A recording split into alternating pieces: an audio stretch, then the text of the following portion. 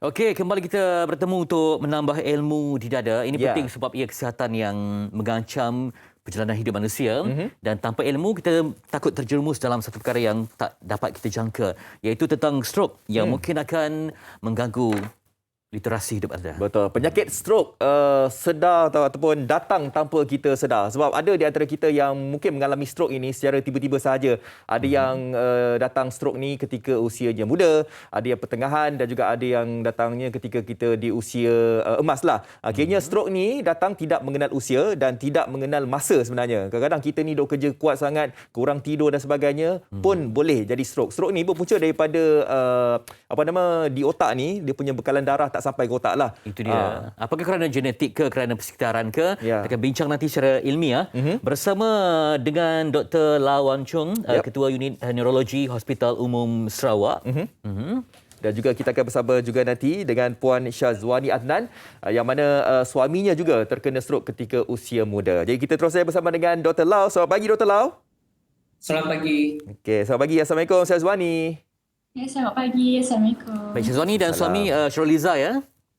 Ya, betul. Ya, yang kini berada di Kulim Kedah dan doktor di Sarawak. Kita hari ini dapat pandangan yang holistik lah. Yep. Okey, baik. Nak tanya kepada Dr. Lau, melihat kepada cabaran semasa dan juga kita untuk meraihkan ilmu tentang stroke ini, apa perkara asas yang perlu masyarakat tahu tentang stroke dan juga bahayanya kepada kesihatan manusia? Silakan doktor. Ada beberapa maklumat yang penting yang perlu kita tahu tentang stroke sebenarnya. Satu ialah stroke ini sebenarnya sangat umum, sangat common. Kita tengok tiap-tiap hari dekat hospital. Bukan saja satu hospital tapi seluruh hospital di Malaysia. Dan daripada data yang kita ada kan, daripada stroke registry negara, kita nampak kadar stroke tu dia naik secara mendadak berkali ganda dalam masa berapa tahun saja. Ya. Itu menjadi satu yang merisaukan. Dan jangkaan dia ialah pada masa akan datang, kejadian stroke akan bertambah kerap di kalangan masyarakat. Dan sebenarnya stroke ini boleh dicegah dan boleh dirawat jika pesakit datang ke hospital pada awalnya. Dan masalah kita ialah sekarang ini, ialah kebanyakan pesakit dia datang ke hospital lewat. Ya. Dia sudah terlepas masa kecemasan atau masa golden hour keemasan untuk merawat tu. Jadi menyebabkan pemulihan mereka jadi kurang. Jadi di sini salah satu cabaran yang penting ialah satu, masyarakat kena kenal pasti apa itu tanda-tanda stroke awal dan kalau ada tanda-tanda itu mesti pergi ke hospital dengan cepat untuk menerima rawatan. Ya. Dan di sini kamu boleh tengok itu ialah tanda-tanda awal stroke kan. Dia ada dua versi. Satu ialah dalam bahasa Inggeris kita panggil BFAST. Dalam bahasa Malaysia kita terjemahkan dia guna akronim permata. P itu PE stands for pening, ketidakseimbangan. Apabila seseorang itu tiba-tiba menjadi tidak seimbang, jatuh ke sebelah, rasa macam pusing, maksudnya itu mungkin ada awal stroke. R sebenarnya ialah rabun, masalah penglihatan. Sama ada sebelah mata menjadi kabur ataupun kehilangan penglihatan. Sama ada sebahagian atau seluruh pandangan. Dan M yang seterusnya ialah muka herot, muka sengit, muka herot. Kalau muka herot itu mungkin tanda stroke awal. A itu sebenarnya ialah angkat tangan. Tangan angkat, kalau tak boleh angkat selaras dengan dua-dua tangan, sebelah tu jatuh lebih rendah ataupun tak boleh angkat langsung. Itu ialah tanda-tanda awal stroke. Dan T sebenarnya ialah pertuturan. We call speech dalam bahasa Inggeris. Pertuturan ini ada banyak. Salah satu dia ialah dia jadi kabur. Dia tidak jelas. Slurred speech. Dan ada kalanya ialah pesakit itu tak boleh bercakap langsung. Ya. Dia menjadi kita panggil mute. Dia tak boleh bercakap. Dan jarang-jarang sekali apa yang berlaku ialah pesakit itu bila kita bertanya, katakan dalam keadaan biasa kan masa kita bertutur, pertuturan kita ada tanya dan jawab. Kadang-kadang pesakit yang kena stroke itu dia boleh bercakap tapi dia cakap tak betul. Betul. Misalnya katakan kalau saya tanya dia, kamu suka makan ke ataupun wayang ini baik ke, dia mungkin cakap benda lain. Dia kata dia baru balik ataupun dia tak selaras. Itu kita panggil incoherent speech. Jika ini berlaku secara tiba-tiba, itu mungkin tanda-tanda untuk stroke. Dan kalau itu berlaku, pastikan pesakit dihantar ke hospital secepat mungkin. Okey, baik. Dr. Lau, individu yang kena stroke ni mungkin daripada yang memang nampak lemah ke ataupun tiba-tiba orang yang sihat, yang aktif tiba-tiba boleh terkena dengan tiba-tiba ataupun mereka tak sedar ada tanda awal tapi mereka masih lagi aktif dan juga nampak macam tak nampak apa tanda langsung. Macam mana tu, doktor? Ya, stroke ini memang berlaku secara tiba-tiba. Ada orang, dia ada warning, dia datang hilang.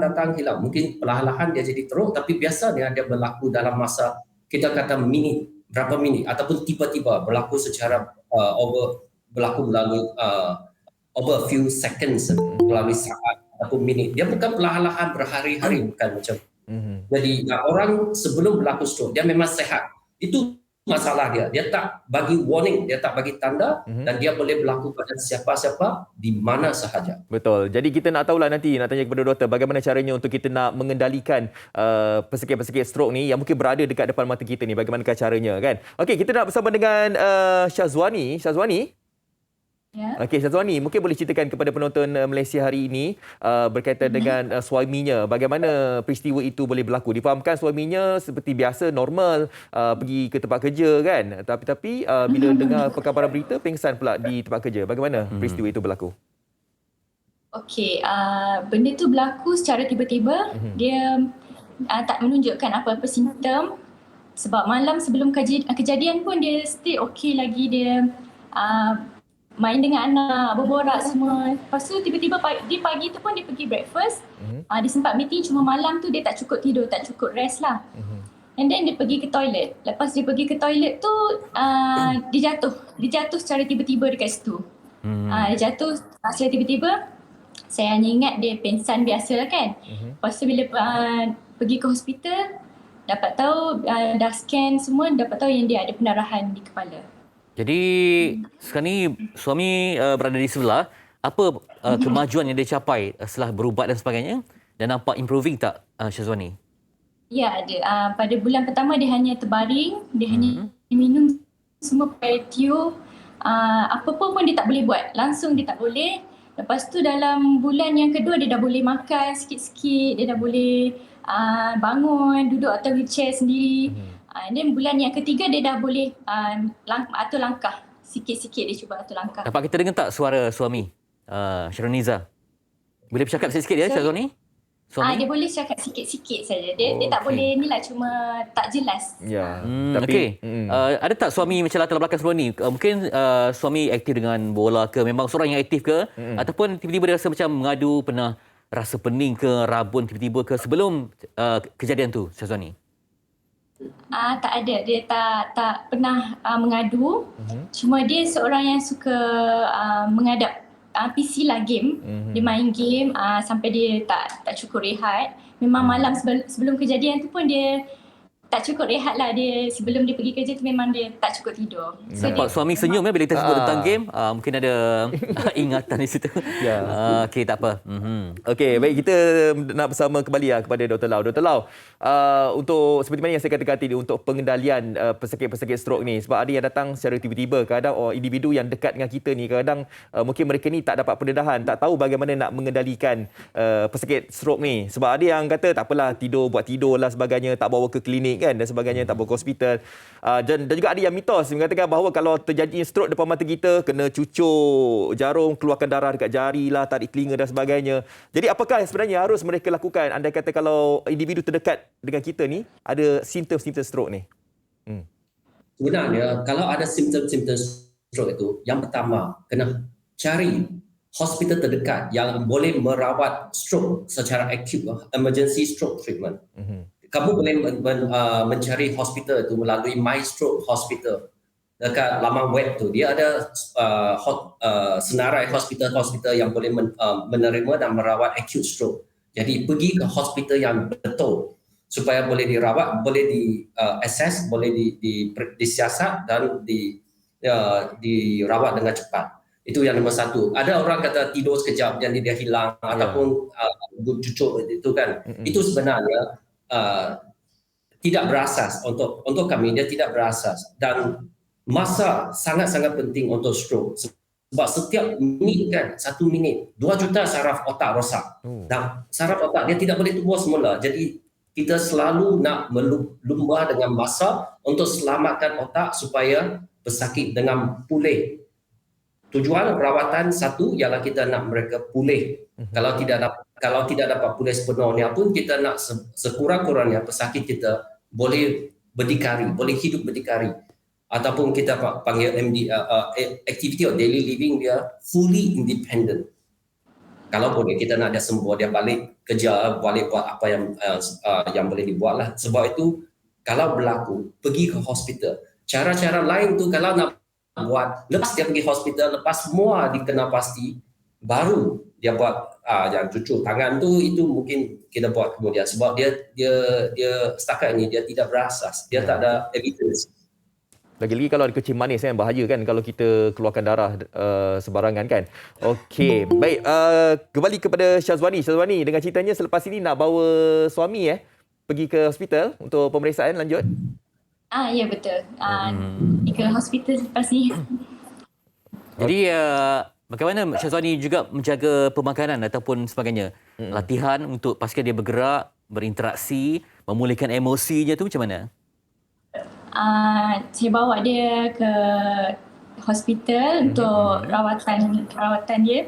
Ini fisioterapi, speech therapy. Saya ikut apa yang hospital tetapkan, memang saya ikut. Lepas tu untuk macam mengurut, itu saya buat sendirilah di rumah. Lepas tu kira macam nak jaga pesakit stroke ni memang perlukan kesabaran yang tinggi lah. Dia memang perlukan kesabaran tinggi ya. Satu kesabaran, kedua juga perlukan tenaga Syazwani ya. Ya betul. Cabaran dari segi masa. Dan emosi juga perlu. Emosi lah yang main peranan, terlalu main peranan besar lah dalam hal dalam situasi dia sekarang. Ya, tak semua orang kuat seperti mana Syazwani kan. Tak kala sekarang ini. Syazwani, bagaimana Syazwani meneruskan kelas tengah hidup sekarang ni? Ada buat perniagaan, meneruskan perniagaan suami ke atau bagaimana?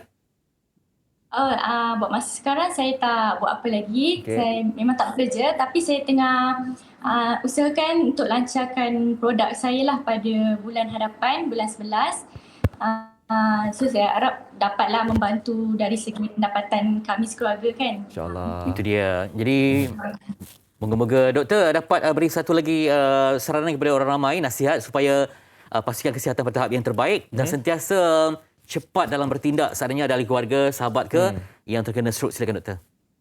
Ya, sebenarnya saya rasa yang paling penting ialah stroke kan. Yang paling baik jangan kena stroke. Pencegahan tu jauh lebih baik daripada rawatan. Betul. Jadi pencegahan tu kita kalau boleh kencing darah tinggi terutamanya kena kontrol dengan baik lah.